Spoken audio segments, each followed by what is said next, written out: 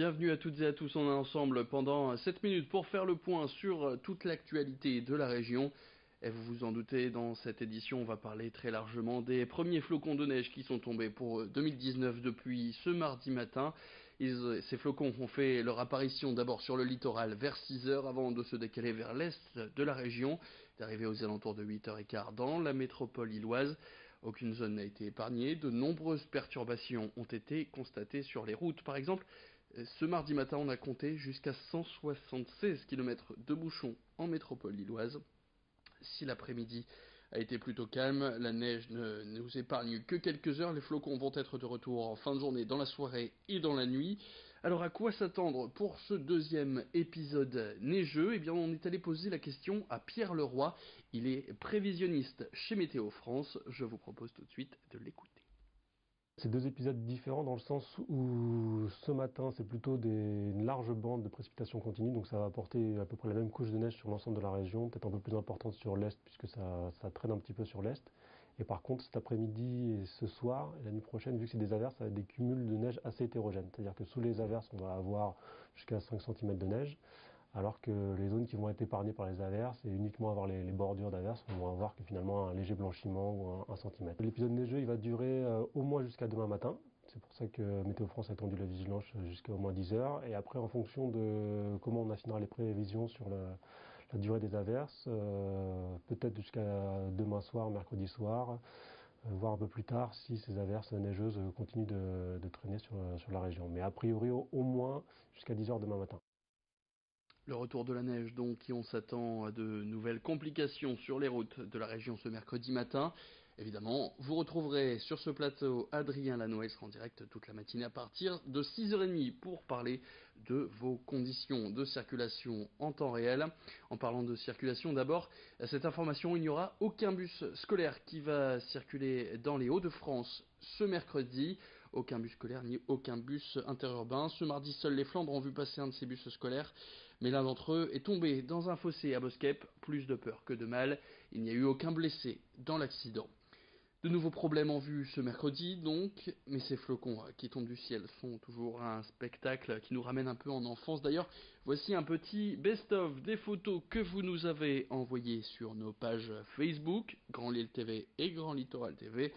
Vous pouvez évidemment continuez à nous envoyer vos clichés qui seront peut-être publiés à l'antenne demain encore. Et comme vous pouvez le voir, eh bien la neige fait aussi des heureux dans le Nord et le Pas-de-Calais. Merci à vous pour toutes ces photos que vous pouvez évidemment continuer à nous envoyer. De nombreuses complications sur les routes, il va de nouveau falloir gratter le pare-brise. Évidemment, on vous invite à limiter vos déplacements en voiture le plus possible, mais si vous y êtes obligé, voici quelques astuces quand on doit prendre son auto sous la neige. C'est avec Xavier Silly.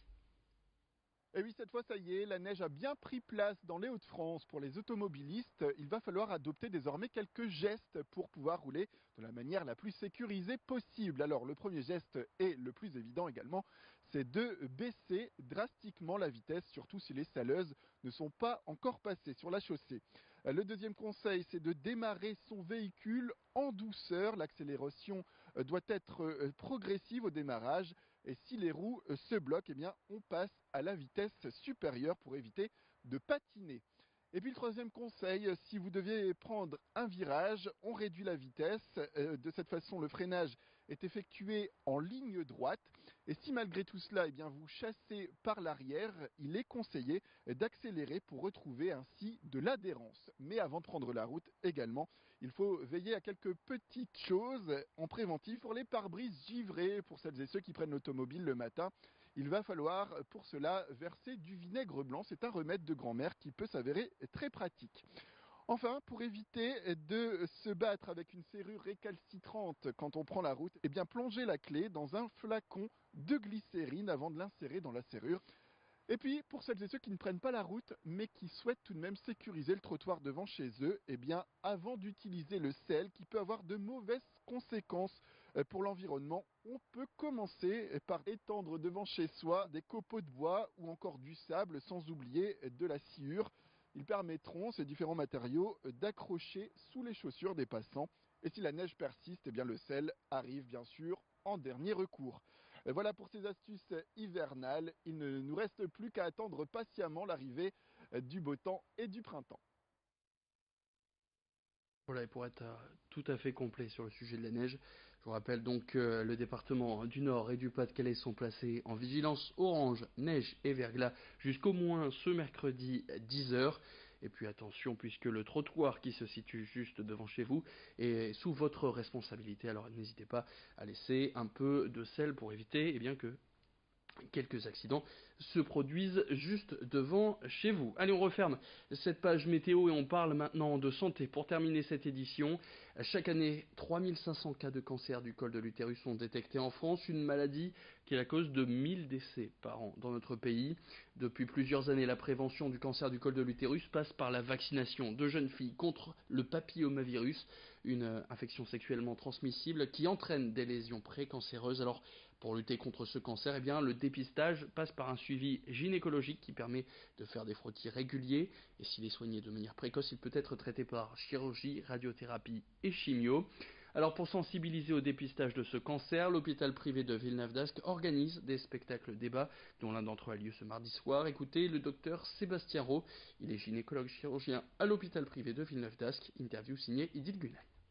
Quand on est très jeune, je dirais à partir de 11 ans, il y a déjà la vaccination qui existe contre le papillomavirus. Donc c'est un vaccin qu'on peut faire dès 11 ans, mais qu'on peut faire aussi tant qu'on n'a pas eu de rapport. Je dirais, on peut le faire jusqu'à 1 an après les premiers rapports. Donc je dirais ça c'est la première chose. Après, c'est le suivi gynécologique, en sachant qu'on fait des frottis du col de l'utérus à partir de 25 ans. En sachant qu'on fait un premier à 25 ans, un deuxième 1 an après, et si les deux sont normaux, après on espace tous les 2-3 ans des frottis, en sachant que ces frottis se feront jusqu'à 65 ans. Le principe c'est vraiment de recueillir des cellules du col de l'utérus, de les analyser, et en fonction des résultats, de dépister justement des lésions précancéreuses et de les traiter s'il y a besoin. C'est vraiment pour éviter d'arriver au stade de cancer. Et c'est la fin de cette édition. Merci à tous de l'avoir suivi. Je vous donne rendez-vous dans le prochain quart d'heure pour une nouvelle édition. D'ici là, vous avez rendez-vous avec vos prévisions météo, le bon plan carburant.